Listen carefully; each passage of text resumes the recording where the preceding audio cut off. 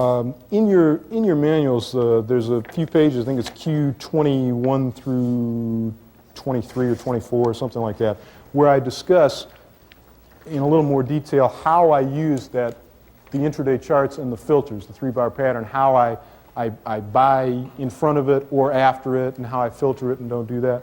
What I'd like to do, and I don't mean to skim over it. If you want to ask any questions about that, something's not clear, please beat me up now or get me after. Don't let me get away. I want to get into something else here. First of all, because I think it's going to appeal to more people. I think it appeals to human nature. Second of all, because I really like this. I do more of this kind of trading these days because it's a more recent thing for me. Everybody, I think, has a desire to pick highs and lows. And maybe that's because of the marketing brochures you get every fourth day that tell you can pick highs and lows of the day with 90% accuracy with $220 stops. Anybody ever got one of those brochures? Anybody ever bought one of those systems? Anybody ever trade with 90% accuracy and $100 stops? Would anybody ever admit it? I gotta be honest. I'm fortunate in that I'm good friends with several people who are very good at this. I mean, people who make their living at it and have done so for a lot of years. I don't know anybody who trades like that. You know, I'd love to. I'd be the first to tell you, if I could buy the low and sell the high of every day, I'd do it for 2 years, and then you'd never hear from me again. You know, because I'd have my own island, and I'd be all set. But I just don't think that's reasonable. I don't mean to lecture you like a school teacher here, but when you get these brochures, think about it. If a floor trader sneezes, it's $200.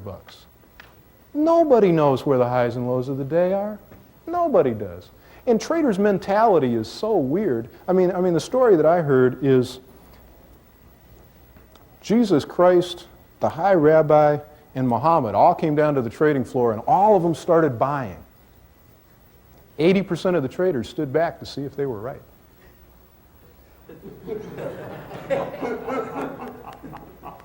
You're laughing. The other 20% were selling it to them. That's the way the markets work, guys. There's always going to be opinions, and there is nobody, not even guys coming back from the dead, can tell you where the high and low is going to be tomorrow. I mean, there are tools you can use to try and estimate it with a certain degree of reliability, but, you know, $100 stops, 90% accurate, come on. You know, you're better off, and again, I told you up front, this is not the greatest system I've ever seen, but you're better off trading a breakout system like that. It does work over time, and you can prove it. You can go look at the data yourself. It works. Not pleasantly, but it works. So, we know we can go with the market. We know we can trade a really simple volatility breakout system and make money. So, getting to those points, then, on a daily basis must be relatively important. I mean, that's something you can bank on, that there is a certain probability that the market will continue when it gets there. So, if we know that, who says we have to enter there? How about we just use that as something to go against?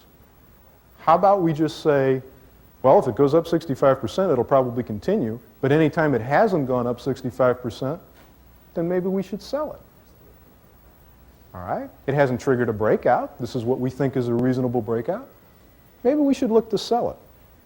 And I just wanted to give credit in a couple areas here. Bill McLaren is a Gann trader, and I don't want to offend anyone who's a Gann trader, but all of the Gann traders I ever met were great hindsight traders. They'd all tell me how being squared out at the low in July 9,000 different ways, and it was just perfect to within the half cent. And I said, how many did you have on? Well, I was looking at sugar.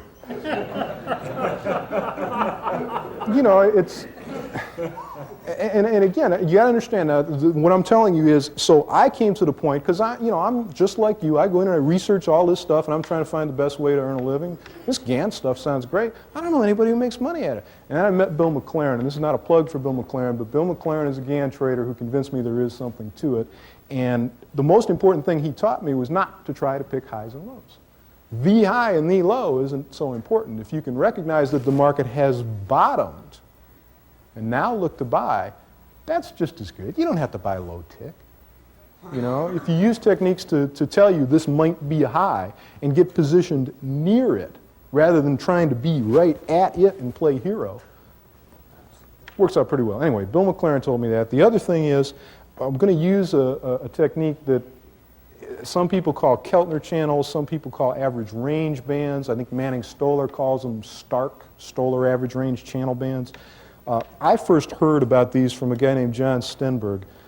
He uses very tight bands. Most of us who use moving average bands, and I throw one up so that everybody knows what I'm talking about here. Most of us who use bands on a chart like this, moving average envelopes or something, we tend to think of them as overbought or oversold. That's sort of just a general usage of it. You think, well, when it gets up there, it ought to come back. When it gets down here, it ought to go up. John first showed me that you could use relatively tight bands, that price got to a lot, and use the information based on that rather than looking for just the extremes of moves. And I found that helpful, and hopefully I've been able to do something reasonable with it. What I do with this, if these parameters are not in your manual, I'm going to give you the parameters that I use for this stuff now. I want to tell you before I do this, I don't really think these parameters are all that critical. If you vary them a little bit this way or that way, I don't think it makes a whole heck of a lot of difference. But I just want to be honest with you and tell you exactly what I'm using so that if you want to go lose when I lose, you can do that. What these bands are on this chart is a 7-period exponential moving average, just based on the close, nothing too fancy. And the bands are displaced one average true range away from that. That's a 7-period. If, for instance, you used a 10-period moving average, then it would be a 10-period average true range that's displaced. Most software does this. Anyone who has any of the Omega products, you can code this yourself if it's not in there. It's really pretty simple. But basically, because I'm using a 7 exponential moving average, these bands are a 7-period, one true range average displaced away from them.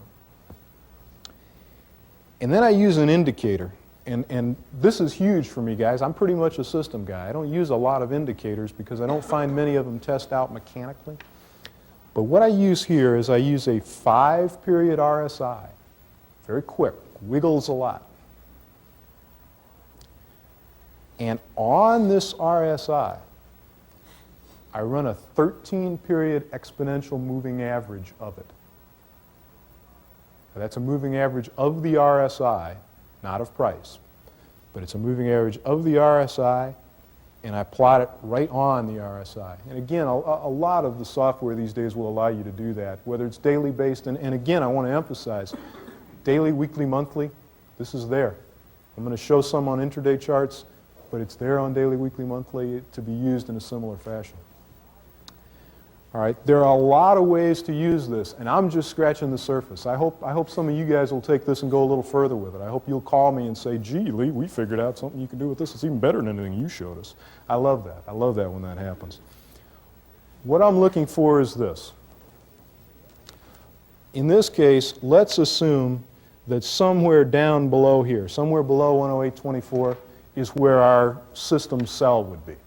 Okay? The premise that I'm going to show this in is that we've got this volatility system. We only want to do this when we haven't triggered a volatility entry. Okay? So let's assume our cell is down here below 108.24, and until we get down there, we're going to look to buy this market. Okay, where do we buy it? We let the market come down and make an isolated low, similar to the 1 point in the 1, 2, 3s. Then I want two things to happen. I want the moving average to go up above the RSI. Okay, what this is telling me is that the momentum is turning. Now, this chart doesn't particularly show it. What you will see is that sometimes the moving average of RSI goes above the RSI and price doesn't go up. That's okay. The momentum is turning, and momentum will turn before price. Yes, sir? You've drawn the blue line on the more jagged line. Is the Did I say that? jagged line the RSI and the smooth line the MA? I sure am glad you guys are here because I'd be so lost. I think I said that backwards. The jagged line is the RSI. Okay. The RSI is what's wiggling, and I believe I even stated it to you backwards, so let me restate it again. What I want is the RSI to go above its moving average. Right. I think I stated it the other way around. Right. I haven't had enough coffee this morning, guys. What I really want, you need caffeine too? What I really need, what I really want is I want the RSI to go above its moving average. And you know, it's just like price. Price above its moving average indicates that's the trend. RSI above its moving average indicates that's the trend. The trend of what? The trend of the RSI, which is measuring what? Momentum. Okay? So, at this point here, I now have an RSI that's gone above its moving average. That's my signal I want to look for buys. I want to get long this market. I think the momentum's turned. Yeah, we opened lower and went down lower, but I think the momentum's turning. I'm going to buy at this lower band. And because this band is dynamic, I want you guys to understand what you're looking at on the chart here.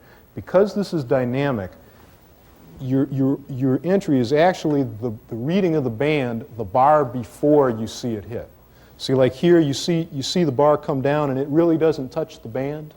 That's because this band isn't there until the bar is closed. Okay? As this bar is forming, this reading here is the only thing I know. That's been calculated as of the close of the last bar. So I know where that is, and that's what I'm basing this on. So I've got RSI going above its moving average.